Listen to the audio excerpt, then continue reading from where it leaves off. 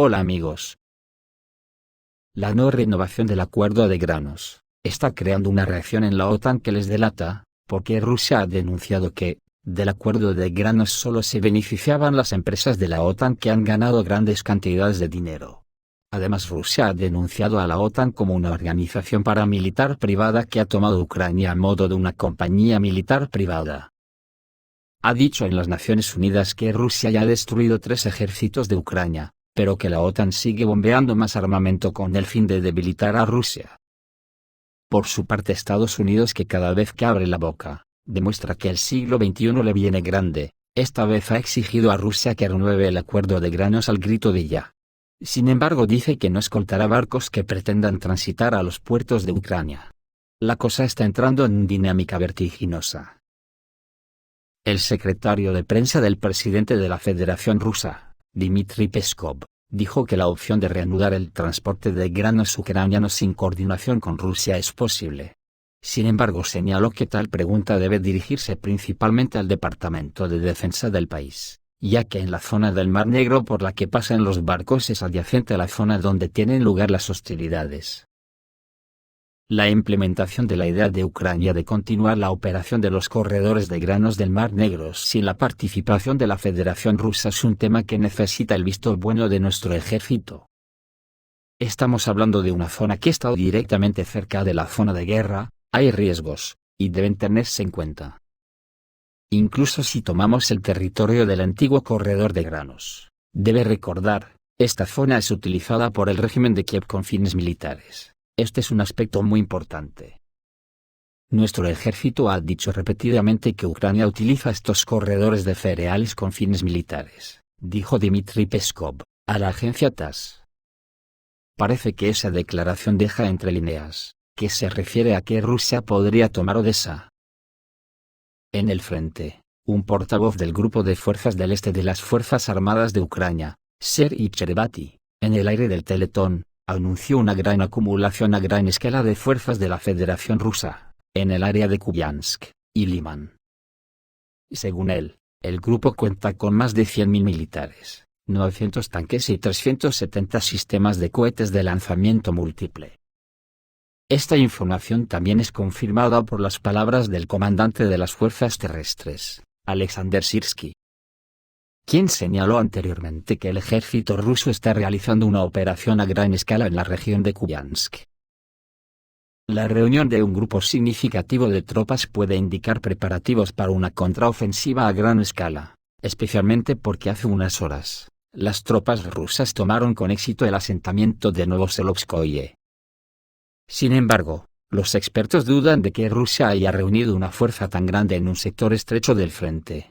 El caso es que hoy continúan llegando a Bielorrusia columnas de la compañía militar privada Wagner. Una columna de 5 kilómetros llegó a Bielorrusia. Es la 4ª columna que ha llegado al territorio de Bielorrusia.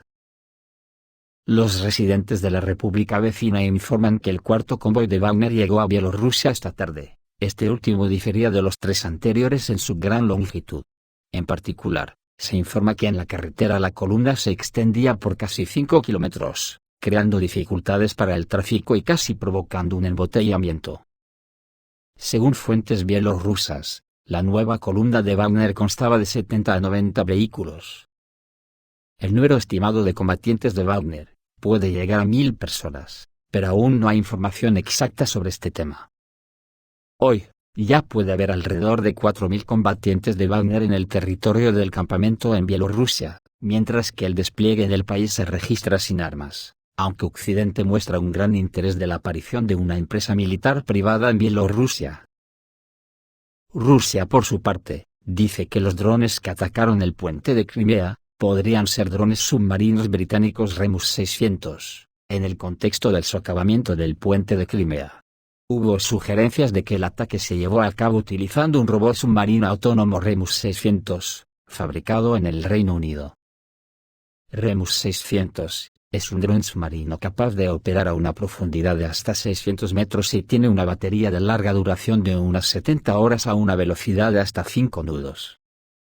Con un aumento en la capacidad de carga, su alcance alcanza aproximadamente 500 kilómetros. Este sumergible se puede controlar con una computadora portátil normal, lo que lo convierte en un instrumento conveniente y móvil. Si se confirma que el robot estaba equipado con un explosivo y se utilizó como medio para atacar el puente de Crimea, esto podría convertirse en un nuevo desafío serio. Probablemente, el Remus 600 podría haber sido lanzado desde un barco civil en el Mar Negro. Hasta el momento, no hay declaraciones oficiales sobre qué dron se utilizó en el ataque. Estados Unidos exigió que Rusia reconsiderara inmediatamente su decisión de retirarse de la iniciativa alimentaria del Mar Negro, así lo afirma en un comunicado Adam Olge, portavoz del Consejo de Seguridad Nacional de la Casa Blanca, informa RIA Novosti. El documento dice que Estados Unidos pide al gobierno ruso que reconsidere inmediatamente su decisión. Anteriormente, el secretario de Estado de Estados Unidos Antony Blinken dijo que si Rusia se retira del acuerdo de granos, se creará problemas con los países del sur global. Rusia dice que durante toda la duración de este acuerdo, es decir, durante todo el año de duración, solo el 2,3% de los productos agrícolas ucranianos se enviaron a los países más pobres de Asia y África, mientras que a los países de la Unión Europea fue el 38%. Mientras tanto, Zelensky ha anunciado planes para hacer lo que sea necesario para continuar con las exportaciones de cereales sin un acuerdo con Rusia. Según él, las empresas propietarias de los barcos supuestamente informaron a Kiev de su disposición a continuar suministrando granos si Ucrania lo libera y Turquía lo deja pasar. Di instrucciones a nuestro Ministerio de Relaciones Exteriores, después de la señal oficial de la Federación Rusa, para preparar nuestras señales oficiales a las Naciones Unidas y a Turquía para que me respondan como presidente de Ucrania que están listos para continuar con nuestra iniciativa, dijo Zelensky. Ya que Estados Unidos no enviará buques de guerra para escoltar barcos comerciales desde Ucrania. Tras la reciente decisión de cancelar el acuerdo de cereales entre Rusia y Ucrania, la Casa Blanca ha anunciado oficialmente su decisión de no utilizar buques de guerra para escoltar a los barcos comerciales que salen de los puertos ucranianos. Esta información fue confirmada por John Kirby, portavoz de la Casa Blanca. Solo nos queda un camino, el terrestre. Se trata del transporte de mercancías por ferrocarril o por carretera, que sin duda es más difícil y menos eficiente, dijo Kirby. La declaración de Kirby se debe a la información de que Turquía tiene la intención de escoltar a los barcos ucranianos si Rusia no acepta más discusiones y la extensión del acuerdo de granos. Kiev se dirigió a Ankara con una solicitud para reanudar el acuerdo de cereales, del que Rusia se había retirado previamente. El tema se está coordinando con las Naciones Unidas, pero aún no se han tomado decisiones finales. La iniciativa del Mar Negro o Acuerdo de Granos se suspendió el 18 de julio. Moscú notificó esto a Turquía, Ucrania y a las Naciones Unidas. El presidente de Ucrania, Volodymyr Zelensky, expresó su esperanza de que continúe el suministro de cereales a través del Mar Negro sin la participación de Rusia. Kiev está esperando la confirmación oficial de preparación por parte de Turquía y las Naciones Unidas, dijo el secretario de prensa de Zelensky, Serhiy Nikiforov. Anteriormente, los medios turcos informaron que si Rusia se niega a hacer concesiones en el acuerdo de granos, los barcos ucranianos en el Mar Negro estarán acompañados por barcos de guerra turcos. Sin embargo, Ankara no ha anunciado oficialmente su posición sobre este asunto. El periódico griego Pentapostagma publica que Rusia destruirá la mitad de Estados Unidos de un solo golpe a Yellowstone, según la publicación griega Pentapostagma. La tensión se mantiene en la formación de un ejército bajo el mando estadounidense de 300.000 personas en Europa del Este y el movimiento de tropas a los países bálticos, Rumanía y Bulgaria. Según los periodistas, esto crea condiciones extremadamente desfavorables para el diálogo entre Washington y Moscú. La situación se ve agravada por el hecho de que en un futuro cercano se pueden enviar fuerzas terrestres en forma de voluntarios a Ucrania, mientras que el suministro de aviones F-16 y misiles ATACMS y Scalp irrita a Rusia en un grado increíble. La publicación afirma que esto indica que el Pentágono se está preparando para una operación militar a gran escala, en relación con la cual hay un movimiento de tropas desde Europa Occidental, que ya no es un hipotético teatro de operaciones, al territorio de Europa del Este, donde es probable que se desarrolle el supuesto conflicto. Según los periodistas griegos, si el conflicto entre la OTAN y Rusia realmente se desarrolla, es posible que Rusia lance un ataque nuclear en Yellowstone.